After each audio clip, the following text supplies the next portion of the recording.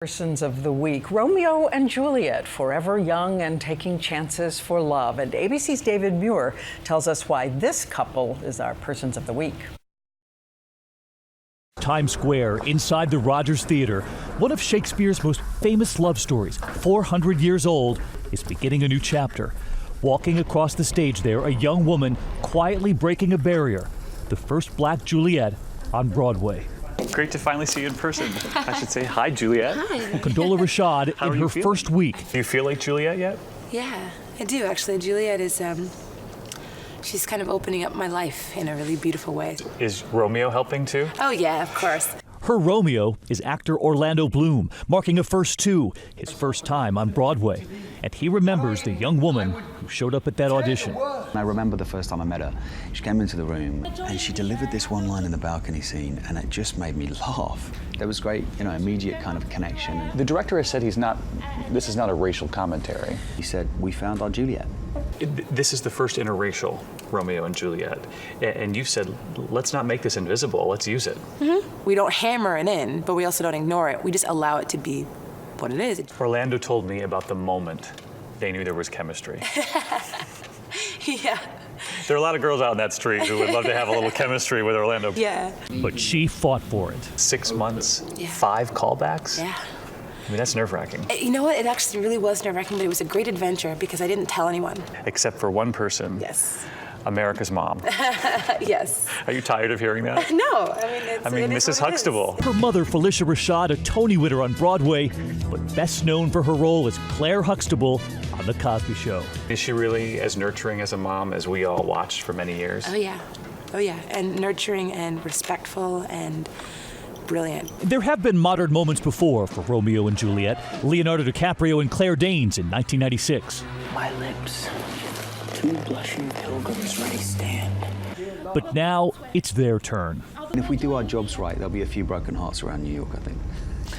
This is 44. Waiting for him 2 blocks away tonight is Juliet. Is it tough playing a role that the world knows? I mean, this is the one love story most people know. Yeah, it is tough. At the end of the day, Juliet does not know that she's an icon.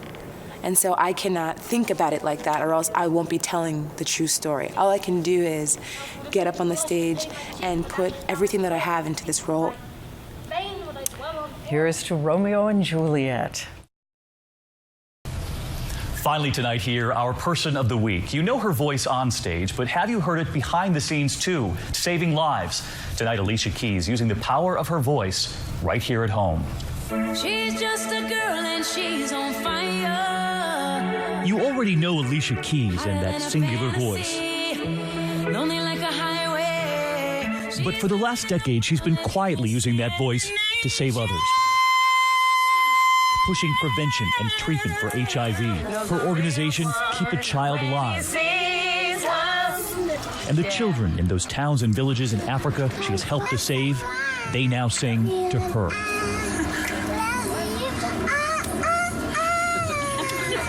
And this week, she came home to New York to sit down with us. She also did something else. As cameras were rolling, she took a test, a rapid HIV test, to reignite the conversation here in America. You say that a lot of us make the mistake of thinking it's just happening over there. I realized, I myself even, we're just not talking about it in America. There's so many people who are finding themselves newly infected. The infection rate is actually just remaining the same. It's not going down here in America. I'm Alicia Keys. And tonight, she's behind a brand new project, Empowered, sitting down with women from all over America living with HIV and surviving. Jen is a wife and a mother. And pretty much everyone who ends up HIV positive says, I didn't think it could happen to me. And then it happened to me. Alicia, now a mother herself, wants these women to know they haven't been forgotten. She wants to wipe out HIV for the next generation. Her son, now 2 years old, with her on tour, but he doesn't get to stay up for the whole concert. He knows every inspiring word.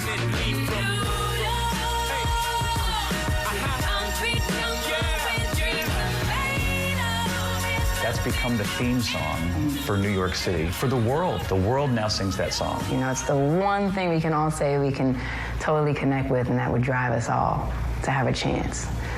And that song is just like all about that. Having a chance. The singer looking out for those children all over the world, and for her little one when he needs it most. I pick him up and I just had to rock him in my arms. I said, "It's okay, you're gonna go to sleep." So he let me sing his song, and he said, "Sing Brand New Me." Can you give us a bar? It's been a while, I'm not who I was before. You look surprised, your words don't burn me anymore. Been meaning to tell you, but I guess it's clear to see. Don't be mad, it's just a brand new kind of me. That was for the little guy and for me. Thank you. And so we choose Alicia Keys, working toward an AIDS-free generation. What a voice.